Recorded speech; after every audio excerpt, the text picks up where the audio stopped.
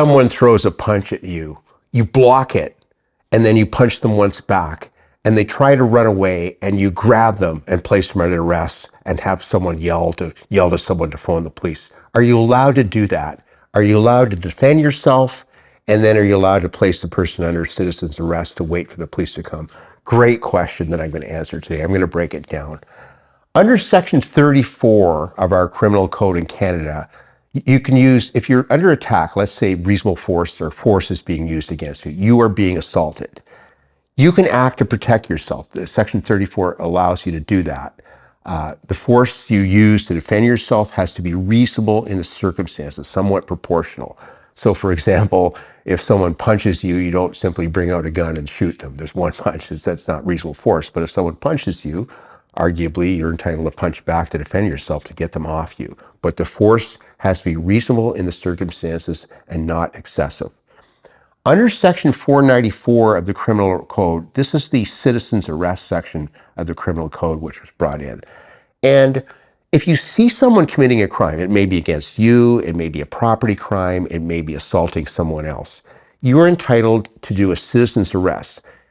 There's caveats though to it. The citizen's arrest has to happen right away. It can't be delayed. You can't go 5 minutes later arrest the person, or the person's running down the block and you chase them down, tackle them and beat them up. That's not a citizen's arrest. So in the example I gave you, for example, you were attacked, you're punched, you blocked the punch, you used reasonable force, the person stumbled, they're trying to get away, you grabbed them and yelled for someone to call the police, and you held them. That's a proper citizen's arrest, arguably.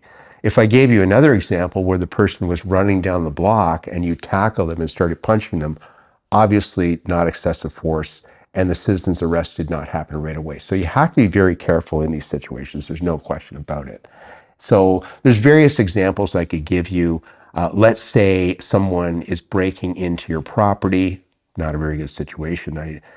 Probably best to phone the police in this situation, but let's assume, for example, that you caught some 15-year-old kid breaking your property and you arrested them and held them. They're not struggling back. You call the police. That's a proper citizen's arrest.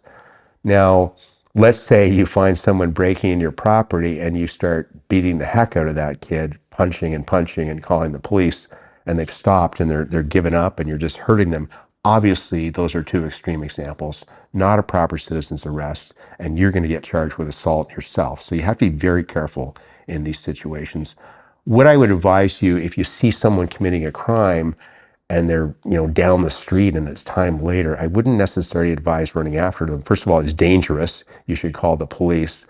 But there are situations, of course, where you're being attacked, and maybe it turns out that you're a better fighter than this person and you defended yourself properly, you didn't use excessive force, they've given up, you're holding them, and someone else calling the police. That could be construed as a proper citizen's arrest. But I can tell you, I've seen people get in serious problems in this situation because sometimes they want more revenge, they get in extra shots, which are excessive. So you have to be very careful in Canada in following this.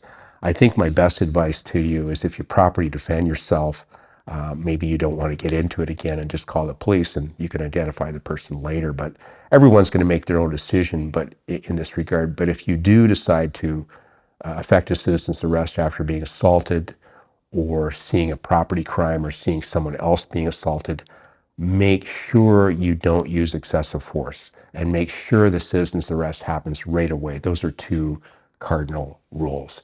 And never chase after anyone. That's a dangerous situation. They could pull a knife, etc.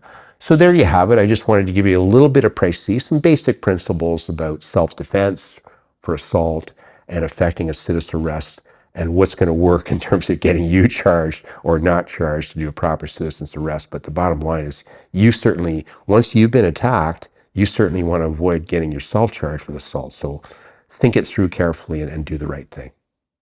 Thank you for watching our video.